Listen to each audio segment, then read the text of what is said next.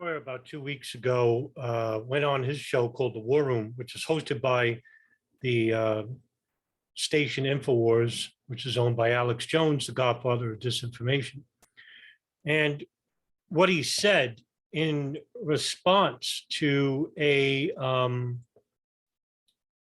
regarding the events of September 11, 2001, was basically pretty juvenile, because as you could see, which I'm gonna share the screen with you.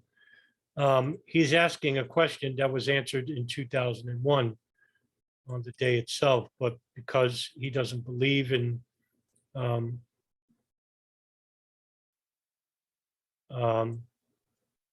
hijackers or hijacked planes, he's left asking this question.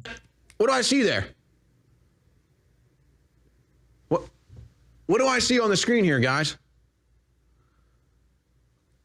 No.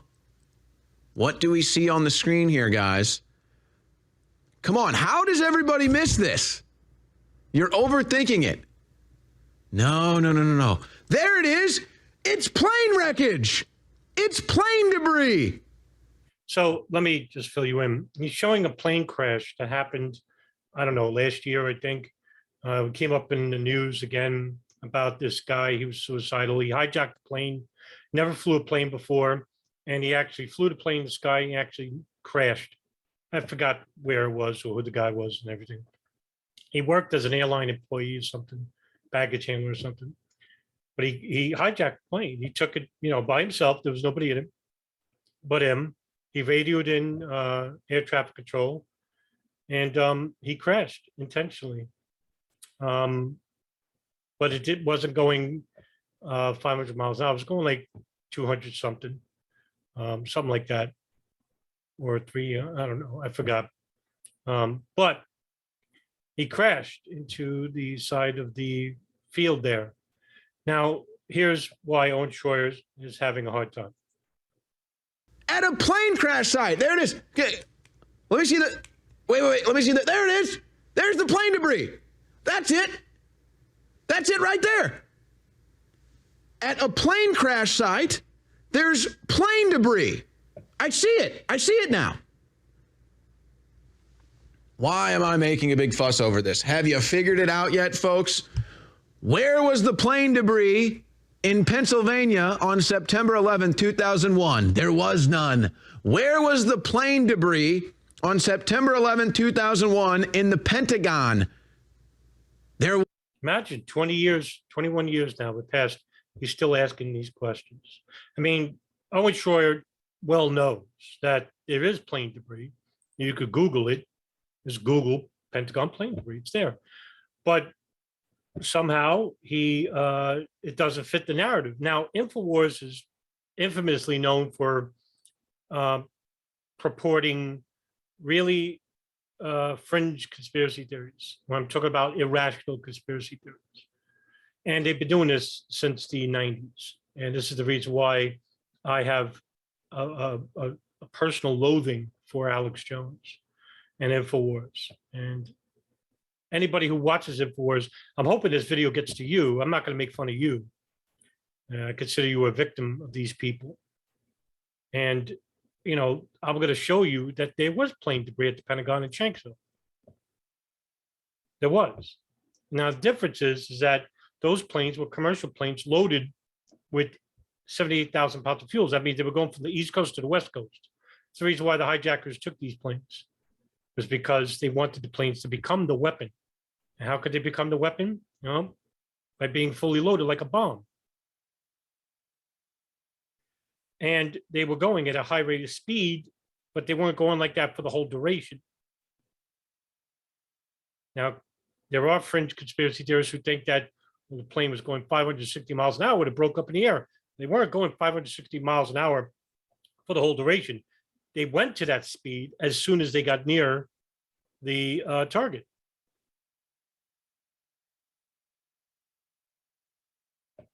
Was none. You could even say where was the plane debris at the Twin Towers? Well, okay, maybe it all blew up. That's a different story, though.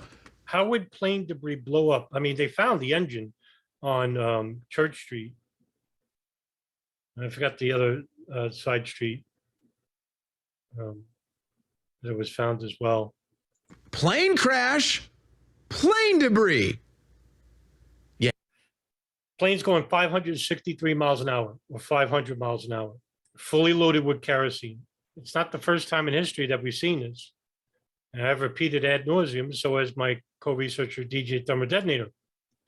And we tried to show Jason Burmis, co-produced Loose Change, about similar crash sites to Shanksville. He showed PSA 1771. I showed German Wings 8925, and Jason Burmis ignored us. Now, whether Owen Shroyer sees this video or not, doesn't matter to me, but I'm going to show this video to the public and show what they found and what they didn't find. Now, at Shanksville, all the plane debris was in very small pieces, just like in Pentagon, just like in PSA 1771 and German Wings 8925. Intentional plane crashes where the plane is going at an extraordinary high altitude and speed. Had it at that story. I don't know why that video went viral, but it did over the weekend. But I noticed there's actual plane debris. Patrick Halley is about to join us in the next segment with a big announcement. But Patrick, did you see what I look at? It's plane debris, Patrick. I'm going to skip the two guests he has on because they don't even talk about what was going on. So what I want to do here is basically real quick, show the plane debris that was located at Shanksville. And these are the FBI photographs, plane debris found at Shanksville. There's part of the engine, which is found at the impact hole. This is C.C. Lyles, who's a flight attendant on Flight 93. There's a license. Part of the fuselage found in the forest, right where the, right near the explosion. Flight data recorder, which Flight 93, the only plane that had the flight data recorder and the cockpit voice recorder survived. John Telegani,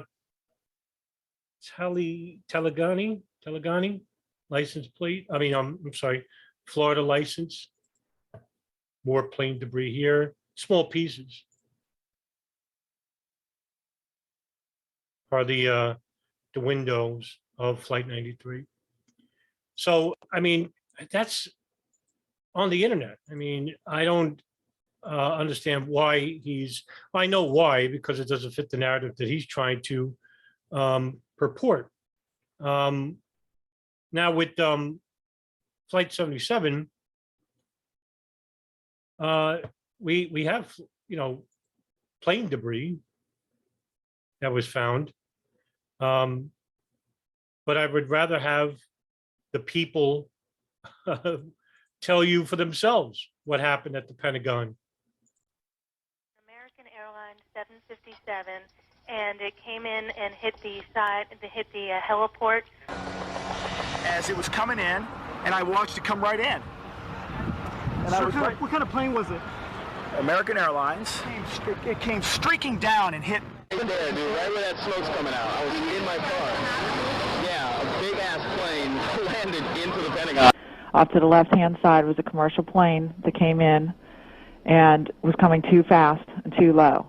And the next thing we saw was it go down below the side of the road, and we just saw the fire. Saw a large airliner-sized plane, roughly a 767-size airliner, very deep descent, approaching the Pentagon. I saw a plane going down, big plane, commercial liner type, going down full speed and just... There you go. I mean, at this point, anybody who denies a plane crashing into the Pentagon, I mean, really, it's embarrassing at this point. I'm going to show you plane debris that was located. Now, DJ Detonator sent me new photographs I have not seen before. And this is just one piece of the fuselage. This is between A&E Drive, I want to say.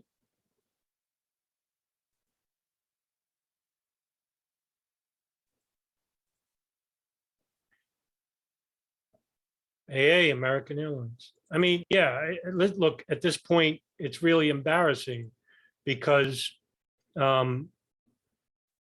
Infowars continues to manipulate their viewers into these fringe conspiracies. Meanwhile, we have myself and DJ Thorndenio, and we're trying our best to circumvent that by providing the public verifiable information, actionable intelligence and information that we can work on. And yeah, there's conspiracies involving 9/11, there's plenty. But this whole notion of no hijackers and no planes and no plane debris is just nonsense at this point. So the question is, why is Infowars still promoting fringe conspiracies? They just got in trouble regarding Sandy Hook, and it was successfully sued. Wolfgang Halpig and Alex Jones have been successfully sued in court for promoting intentional disinformation, so has Jim Fetzer. So why is Alex Jones still promoting disinformation relating to the attacks of September 11, 2001? Well, that's a question we all must ask, because if he's not working for the state, then he's doing this on purpose for financial gain, or maybe he really is just promoting falsehoods because he's ignorant about what happened on September 11, 2001. But I refuse to believe that.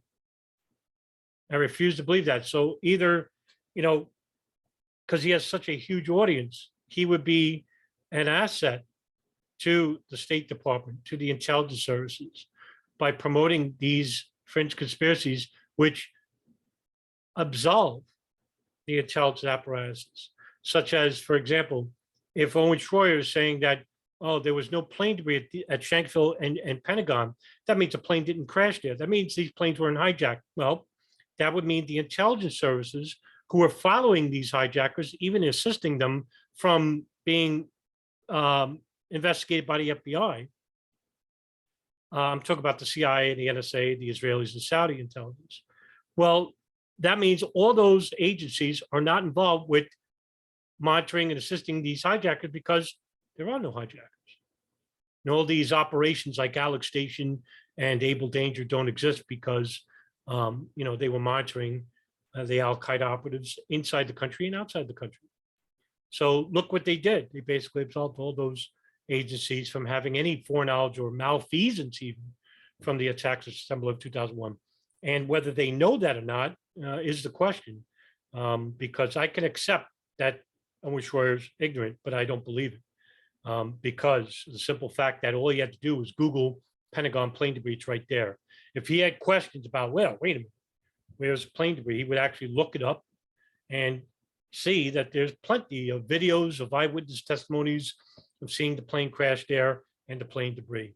So why is he doing this? And if he's doing it on purpose, that's the question we should ask.